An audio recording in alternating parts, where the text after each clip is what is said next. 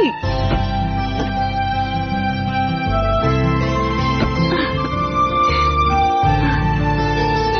രണ്ടാളും നടക്കാൻ പോവാണോ?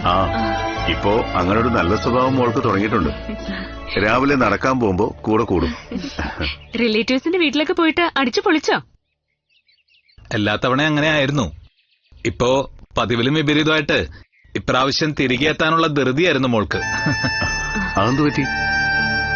എന്റെ അമ്മയും അച്ഛനും അനിയത്തിയും ഒക്കെ ഇവിടെയല്ലേ? സാധാരണ ക്രിസ്മസ് ഒക്കെ ആഘോഷിച്ചിട്ടാ മടങ്ങി വരാറ്. ഇത്തവണ നേരത്തെ പോകുന്നതില് എല്ലാവർക്കും പരാതിയുണ്ട്. ഈ നാട്ടിലെത്തിയതിനു ശേഷമുള്ള എന്റെ ആദ്യത്തെ ക്രിസ്മസാ. എന്റെ അമ്മയെ സ്നേഹിച്ചു തുടങ്ങിയതിന് ശേഷമുള്ള ആദ്യത്തെ ക്രിസ്മസ്. അത് ഇവിടെ തന്നെ വേണമെന്ന് എനിക്ക് നിർബന്ധമുണ്ട്. ഈ ക്രിസ്മസ് അലങ്കോലം ആയനെ. അതിന് ചിലരൊക്കെ ശ്രമിച്ചു. പിന്നെ ചേച്ചി അവിടെ ആയതുകൊണ്ട് വിളിക്കാതിരുന്നതാ. എന്തുപറ്റി? മോളുടെ നോവല് പുറത്തു വന്നു തുടങ്ങിയതോടെ നെഞ്ചിരിപ്പ് കൂടി ചിലർക്കൊക്കെ. അവരവരുടെ തനി സ്വഭാവം പുറത്തെടുത്തു. അവരുടെയൊക്കെ ദൃഷ്ടിയില് നീരജയുടെ പാസ്റ്റ് അറിയാത്ത ഭർത്താവാണല്ലോ ഞാൻ. അതുകൊണ്ട് എന്റെ അടുത്ത് സത്യങ്ങൾ പറയാനായിരുന്നു ശ്രമം. അതിലൂടെ മോളുടെ മുത്തശ്ശിയെ ബ്ലാക്ക്മെയിൽ ചെയ്തിട്ട് എല്ലാത്തിൽ നിന്നും പിന്തിരിപ്പിക്കുക, അലീനെ പറഞ്ഞ് തിരുത്തുക, അതൊക്കെയായിരുന്നു ലക്ഷ്യം. എന്നാൽ അത് ഫലം കണ്ടില്ല. എന്നോട് സത്യങ്ങൾ പറഞ്ഞ മൂർത്തിക്ക് ഞാൻ കൊടുക്കേണ്ട തിരിച്ചടി കൊടുത്തു. മുത്തശ്ശിയെ പോലെ തന്നെ അമ്മയ്ക്കും എല്ലാം അറിയാന്നാ അവന്മാരുടെ വിചാരം. അതുകൊണ്ട് അമ്മയും 1-2 തവണ കണ്ടു. എന്നിട്ട് അമ്മയോട് എന്തെങ്കിലും പറഞ്ഞോ? പറഞ്ഞു തുടങ്ങി. പിന്നെ നീരജയ്ക്ക് സംഭവമെല്ലാം അറിയാവുന്ന ധാരണയിൽ സംസാരിച്ചതുകൊണ്ട് നടന്നൊന്നും പറഞ്ഞില്ല, ഭീഷണിപ്പെടുത്തുക മാത്രം ചെയ്തു. എങ്കിലും ആ ദിവസങ്ങളിലൊന്നും ഞാൻ ഉറങ്ങിയിട്ടില്ല മോളെ. അത്രയ്ക്ക് ടെൻഷനായിരുന്നു. ഇതൊക്കെ എന്നെ വിളിച്ച് പറയാതിരുന്ന എന്താ? മോൾ അവിടെ ബന്ധുക്കൾക്കൊപ്പം സന്തോഷത്തോടെ കഴിയാ. അതെന്തിനാ ഞങ്ങള് വെറുതെ തല്ലിക്കെടുത്തുന്നത്? അതുകൊണ്ടാ മോളെ വിളിക്കാതിരുന്നത്. എന്നാലും വലിയ സംഭവമായി പോയല്ലോ. അവന്മാര് ഭയന്നിരിക്കോ സാറേ. അതുകൊണ്ട് ഇനി പല മാർഗത്തിലും സഞ്ചരിക്കും, പല വേലകളും പയറ്റി നോക്കും. ഭീഷണിപ്പെടുത്തൽ നടക്കില്ല എന്ന് മനസ്സിലായി. അതുകൊണ്ടിനി അവസാന അടവുമായിട്ട് മുന്നോട്ടു പോകും. മോള് വളരെ സൂക്ഷിക്കണം. മോളാണ് അവന്മാരുടെ ടാർഗറ്റ്.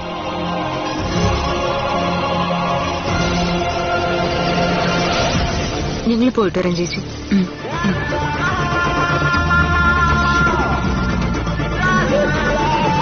എനിക്ക് കാണണം ആ വൃത്തികെട്ടവനെ, മൂർത്തി ചന്ദ്രശേഖരനെ.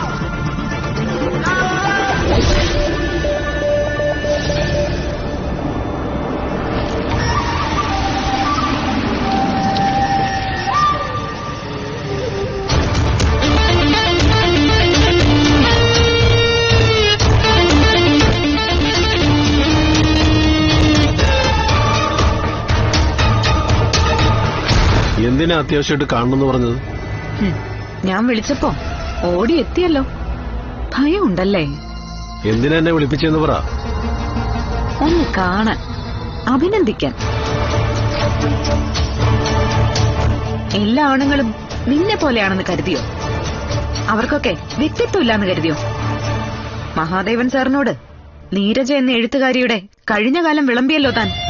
എന്നിട്ട് എന്തായിരുന്നു പ്രതികരണം? അവരുടെ ഡിവോഴ്സ് നടന്നോ? അവര് രണ്ടായോ?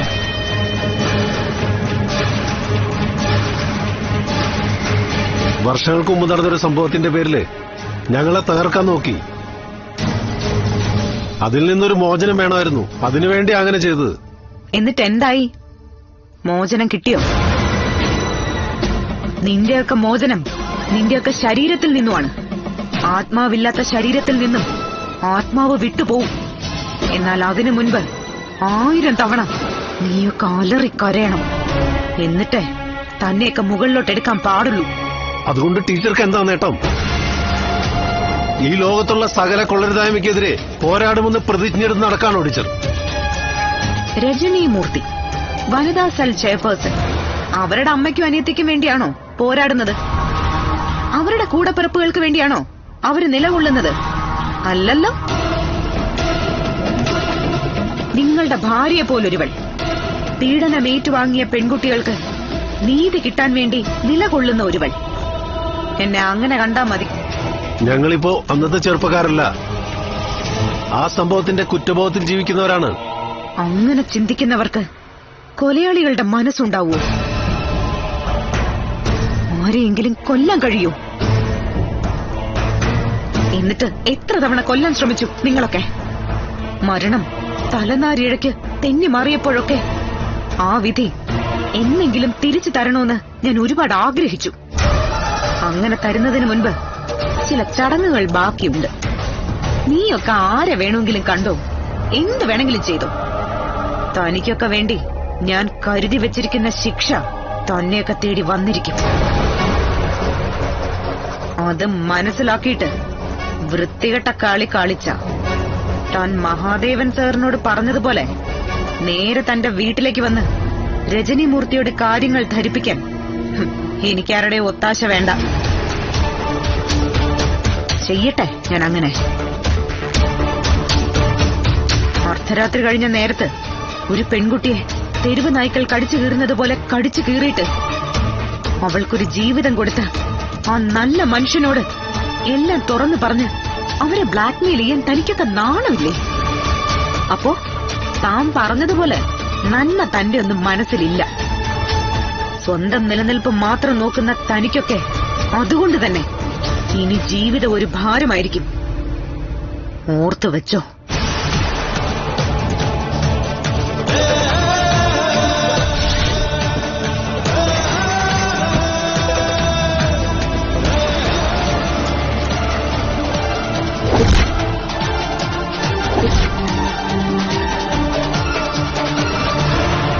ഇനി നമുക്ക് നമ്മുടെ ബിസിനസ് ചെയ്യണമെങ്കിൽ അവള് തീർന്നേ പറ്റൂ.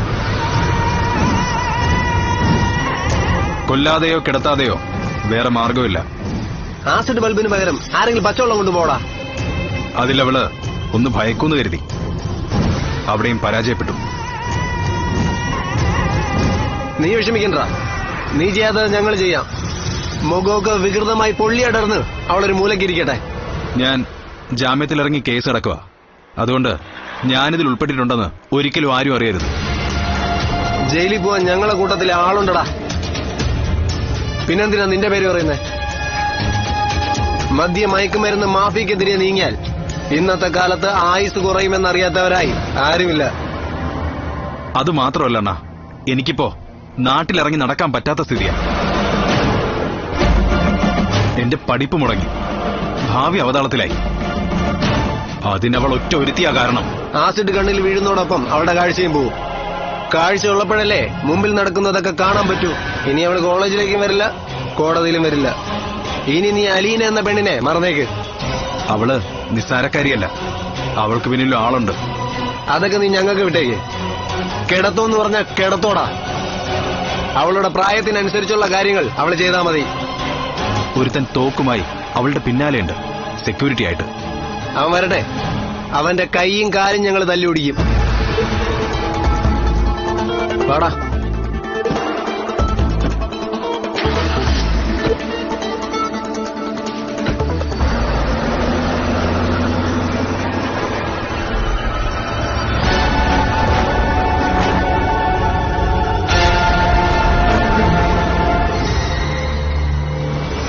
അവളെ വെറുതെ വിടില്ല അച്ഛാ.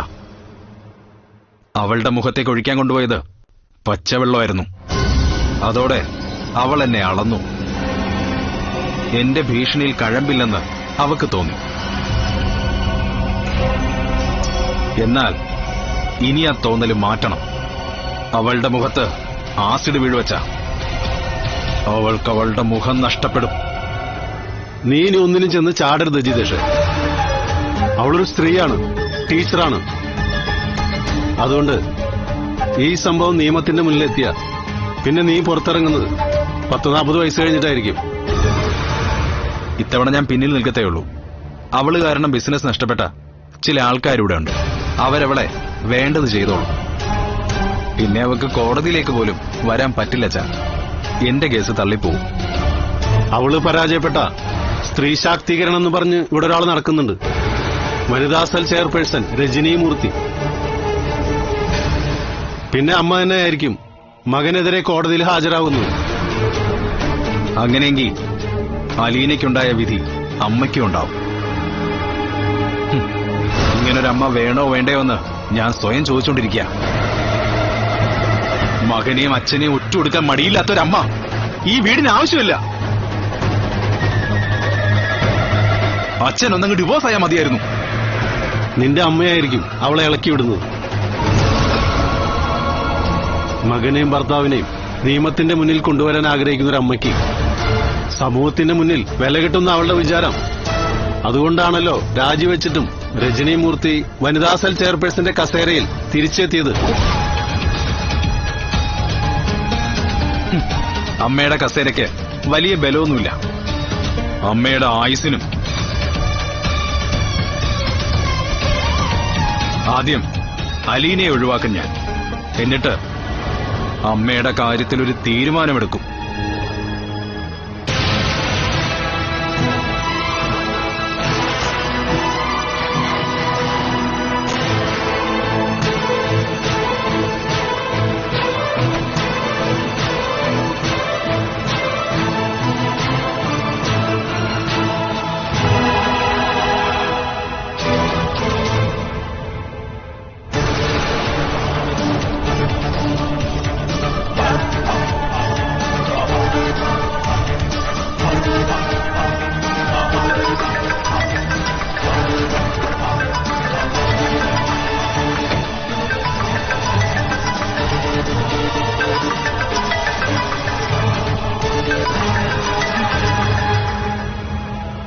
ഹലോ മാഡം, ഒരു അത്യാവശ്യ കാര്യം പറയാനാ ഞാൻ ടീച്ചറിനെ വിളിച്ചത്.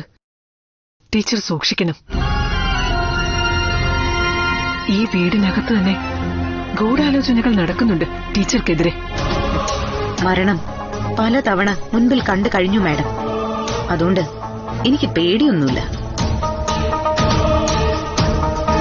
നാളെ മുന്നിൽ അപകടം ഉണ്ടെന്ന് കണ്ടിട്ട് ഞാൻ പുറത്തേക്ക് ഇറങ്ങാതിരിക്കാനും പോകുന്നില്ല, ഭയക്കാനും. എപ്പോഴായാലും മരിക്കണം. അതൊരു ദിവസം നേരത്തെ ആണെങ്കിൽ ആയിക്കോട്ടെ. ടീച്ചറിന്റെ ധൈര്യത്തിൽ എനിക്ക് സന്തോഷമുണ്ട്. നിങ്ങളെപ്പോലുള്ളവർ അപകടത്തിൽപ്പെടാൻ പാടില്ല. അതുകൊണ്ടാ ഞാൻ മുന്നറിയിപ്പ് തന്നത്. ഏതായാലും ഒന്ന് സൂക്ഷിച്ചോ. ഞാൻ ഉടനെ വരുന്നുണ്ട്. വീണ്ടും വനിതാ സെൽ ചെയർപേഴ്സന്റെ കസേരയിലേക്ക് തിരിച്ചു വന്ന മാഡത്തെ വീണ്ടും ഇന്റർവ്യൂ ചെയ്യാൻ. Always welcome. സമയം പറഞ്ഞാൽ മതി. ടീച്ചർക്ക് വേണ്ടി എത്ര നേരം വേണമെങ്കിലും തരാം. Thank you madam. ഇടയ്ക്ക് വിളിക്കണം. ഷുവർ. Thank you.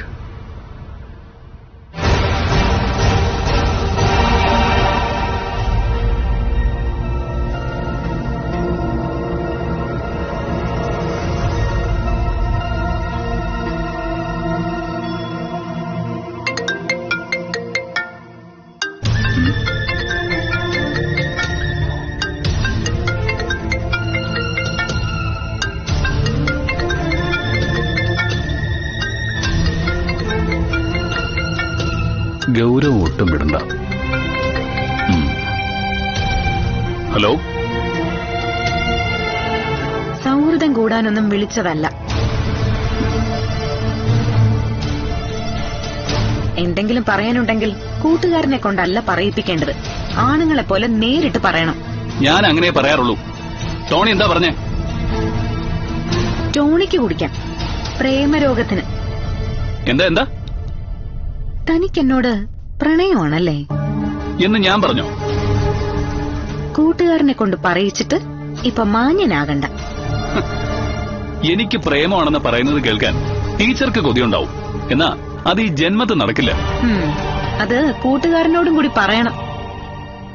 ഓരോ നായകളെ കൊണ്ട് പറയിപ്പിച്ചിട്ട് ഇപ്പൊ ഒന്നും അറിയാത്തതുപോലെ നടിക്കുവാണല്ലേ.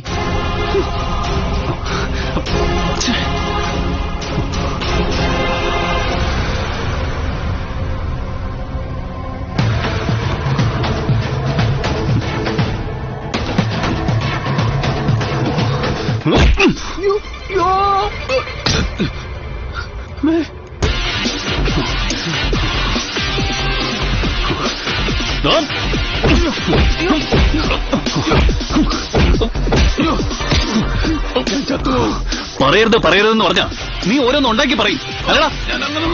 എന്നെ നാണം കെടുത്തല്ലേ? കുഞ്ഞെ കുഞ്ഞെ ഒന്നും ചെയ്യല്ലേ, വിട് വിട് കുഞ്ഞെ, കാല് മാറ്റ്, വാ വാ. കുഞ്ഞിന്റെ കൈ കൊണ്ട് തല്ലി അവന്റെ കാറ്റ് പോകത്തില്ലയോ? ഇപ്പൊ ഏതാണ്ട് പോയി. സത്യത്തിൽ എന്തോ സംഭവിച്ചത്? ഇവനെ ടീച്ചറിനെ വിളിച്ചത് അനാവശ്യം പറഞ്ഞിരിക്കുന്നു. എനിക്ക് അവരോട് പ്രേമമാണെന്ന്. കുഞ്ഞിങ്ങോട്ട് വാ, ഇങ്ങോട്ട് വന്നേ, ഇങ്ങോട്ട് വന്നേ കുഞ്ഞെ.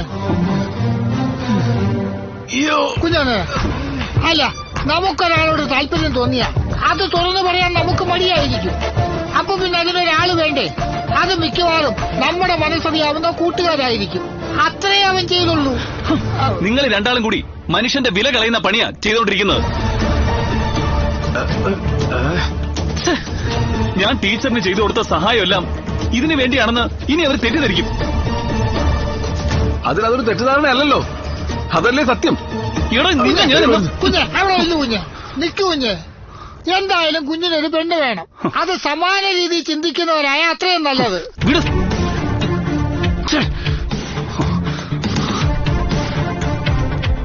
കുഞ്ഞെ, അർജുന സാറും ദ്രൗപദി ചേച്ചിയും ധൈര്യം കൂടുതലുള്ളവരാ.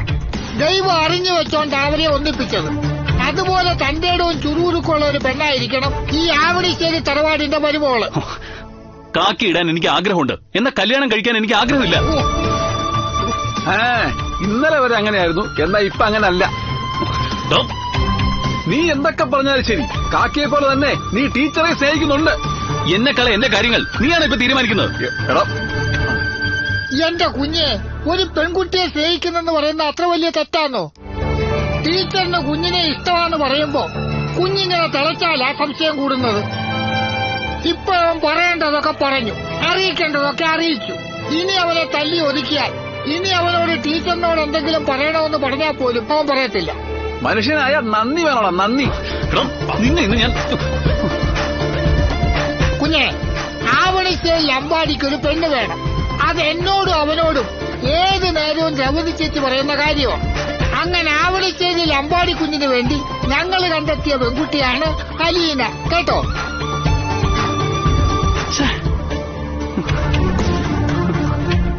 ഇവരെല്ലാം കൂടി എന്റെ ആത്മാഭിമാനം കളയുമല്ലോ.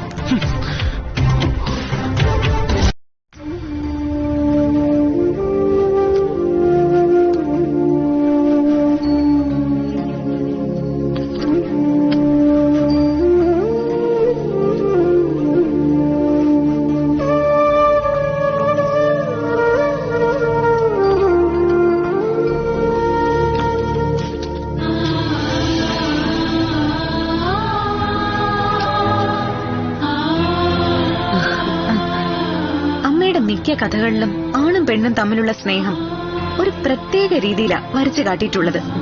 അത് വായിക്കുന്നവർക്കും പ്രേമിക്കാത്തത് വലിയൊരു നഷ്ടമാണെന്ന് തോന്നും. അലീനയ്ക്ക് അങ്ങനെ തോന്നിയിട്ടുണ്ടോ?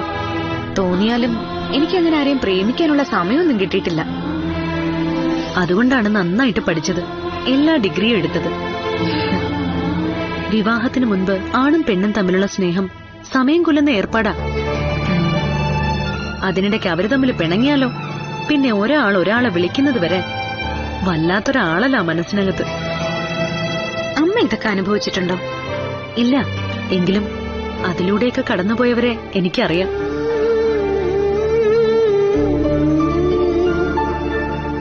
അല്ല, ഇപ്പോഴെന്താ അതേപ്പറ്റിയൊക്കെ തിരക്കിയത്? ഒന്നുമില്ല, അമ്മയുടെ നോവലിനെ പറ്റി ഓർത്തപ്പോ അതേപ്പറ്റി ചോദിച്ചെന്നേ ഉള്ളൂ. അതൊന്നുമല്ല കാര്യം. ഇത്രയും നാളും ഒരാണിന് മുന്നിലും അടിയറവ് വെക്കാത്ത മനസ്സ് ഒന്ന് ചലിച്ചു തുടങ്ങി. അതിന് കാരണക്കാരൻ അമ്പാടിയാ. അതേപ്പറ്റി പറയണ്ടാന്ന് ഞാൻ അമ്മയോട് പറഞ്ഞതല്ലേ. വാ. എനിക്ക് 10-20 വയസ്സായപ്പോ എന്റെയും മഹിയേട്ടന്റെയും കല്യാണം കഴിഞ്ഞു. ആണിനായാലും പെണ്ണിനായാലും ഒരു കൂട്ടു വേണം. അതിപ്പോ ഒരു തെറ്റൊന്നുമല്ല. ഇഷ്ടപ്പെട്ട ഒരാളെ കണ്ടെത്തിയാൽ അയാൾക്ക് നമ്മുടെ സ്വഭാവവുമായി പൊരുത്തപ്പെട്ടു പോകാൻ കഴിയുന്ന ആളാണെങ്കിൽ പിന്നെ ഒന്നും ആലോചിക്കണ്ട, അയാളായിരിക്കണം നമ്മുടെ ലൈഫ് പാർട്ണർ. അങ്ങനെ ആരെയും ഇതുവരെ കണ്ടെത്തിയിട്ടില്ല. അതാണ് പ്രശ്നം. എന്തിനാ മോളെ ഇങ്ങനെ കള്ളം പറയുന്നത്? നമ്മള് സ്ത്രീകളുടെ പൊതുവായൊരു കുഴപ്പമായത്. ഒരാളോട് എത്ര ഇഷ്ടം തോന്നിയാലും അത് തുറന്നു സമ്മതിക്കില്ല. അതുകൊണ്ട് ജീവിതത്തിൽ ഒരു നേട്ടവും ഇല്ല നിരാശയല്ലാതെ. അമ്പാടി ഏതു നേരവും അലീനയുടെ പിന്നാലെയുണ്ട്. അങ്ങനെ ചുറ്റിത്തിരിയുന്ന ഒരാളല്ല അമ്പാടി. ദ്രൗപദി ചേച്ചിയുടെ മോന് ഒരിക്കലും അതിന് കഴിയില്ല എന്നു മാത്രമല്ല, അങ്ങനെ ചുറ്റിത്തിരിയുന്ന ഒരാളെ അലീനയെ പോലൊരു പെൺകുട്ടി പ്രോത്സാഹിപ്പിക്കുകയില്ല. എന്നാൽ ഇവിടെ അലീന അതിന് ലൈസൻസ് കൊടുത്തിട്ടുണ്ട്. അയ്യോ, ഞാൻ ഒരിക്കലും അയാളോട് എന്റെ പിന്നാലെ നടക്കാൻ പറഞ്ഞിട്ടില്ല. പിന്നെ അമ്മയ്ക്ക് അറിയാമല്ലോ, ഭീഷണികൾ ഒരുപാടുള്ള പെണ്ണാ ഞാൻ. അതുകൊണ്ട് അമ്പാടിയെ പോലെ ഒരാള് പിന്നാലെ വരുന്നത് നല്ലതാ. അങ്ങനെയെങ്കിൽ പിന്നാലെ വരുന്നയാളെ അങ്ങ് കൂടെ നിർത്തിക്കൂടെ? നമുക്ക് ആ വിഷയം അങ്ങ് വിടാം. ഇപ്പോ അലീന ഞാൻ പറഞ്ഞിട്ടല്ല ഈ വിഷയം എടുത്തിട്ടത്. അപ്പോ അറിയാൻ എന്തൊക്കെയോ ഉണ്ട്. അതിനു വേണ്ടിയിട്ടാണ് ഓരോന്ന് കിള്ളി കിള്ളി ചോദിക്കുന്നത്. മഹിയേട്ടൻ പറഞ്ഞു അമ്പാടിയെ മോൾക്ക് വേണ്ടി ആലോചിച്ചാലോന്ന്. ദേ, അബദ്ധമൊന്നും കാണിക്കരുത്. അങ്ങനെ ചെയ്താ പിന്നെ ഞാൻ ഇങ്ങോട്ട് വരില്ല. പിന്നെ അച്ഛനോട് മിണ്ടുകയില്ല. ശരി, ഞങ്ങൾ ആരും ഒന്നും പറയുന്നില്ല. പക്ഷെ ഒന്നുറപ്പിച്ചോ, 26 വയസ്സായി. ഇനി എല്ലാ ഭാഗത്തു നിന്നും വിവാഹത്തിന് സമ്മർദ്ദം ഉണ്ടാവും. അങ്ങനെ വന്നാ അമ്പാടിയുടെ പേര് തന്നെ പറയണം.